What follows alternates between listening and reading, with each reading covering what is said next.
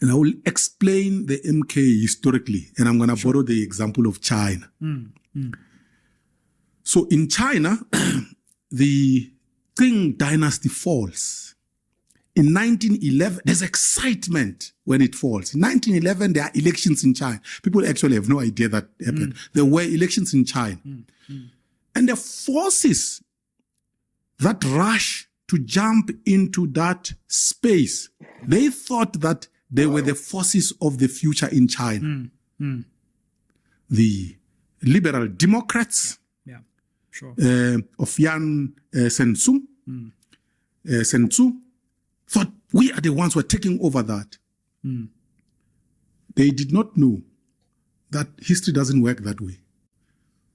All of those forces, by the way, that jumped into that space after the 1911 elections in China, didn't lead China into the future. Yeah, very interesting. Those who led China actually were the communists who were not players during that transition. Yeah. They came late in 1949. After the nationalism. Yeah. There was a civil war. There was warlordism in China from around 1916 after the elections. There was chaos. China stabilized from 1949 onwards. Those who stabilized China were kids when the chaos happened. So I see MK, they're excited. Everyone is running there. They think they are the ones who are going to get into the space because we're in a transition and they will lead South Africa. Floyd and them, they think, we are the future leaders of South Africa. Leave and I leave. It's not going to happen. These fellows don't understand history. Everyone who's jumping in there, it's actually not going to lead South Africa. South Africa is going, there will be chaos in South African politics, coalition politics. As I said, for a minimum of 15, around 20 years. Add 20 years to Floyd Shivambu's age. And then you will see where I'm going with this thing. At some point after 20 years, a force will emerge to take over as a hegemonic force that is going to lead South Africa. All of these people who are running around now, most of them will be no more.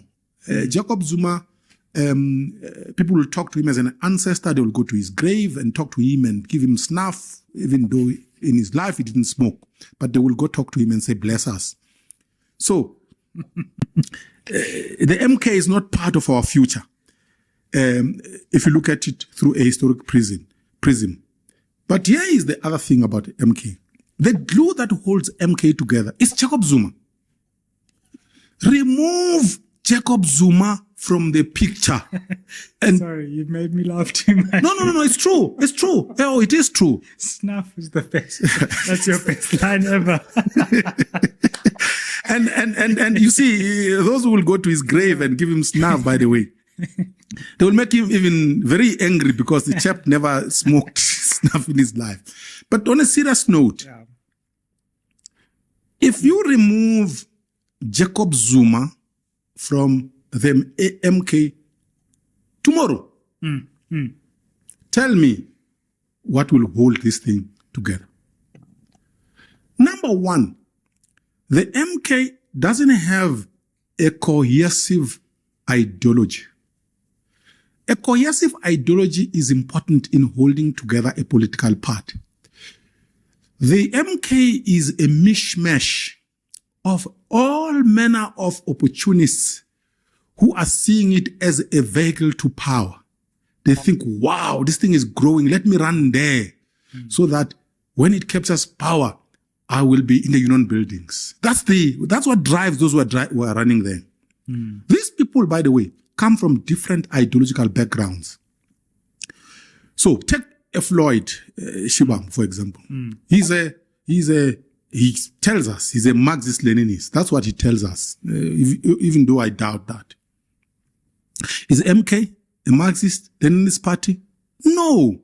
Jacob Zuma is a traditionalist, a feudalist who believes that traditional leaders must rule. Even his lifestyle, you can see, he's got a Solomonic palace in the middle of poverty in Kandla. Right? That's the kind of thinking. So ideologically, nothing Yes. Number one. Number two, Jacob Zuma, if you remove him, there's nothing remains. So I don't see this thing lasting, by the way. I see it falling apart the moment one of two things happens. Jacob Zuma becomes senile. Someone will have to direct it. Two, when he dies. And we all know he's going to die, just like you and I at some point will die.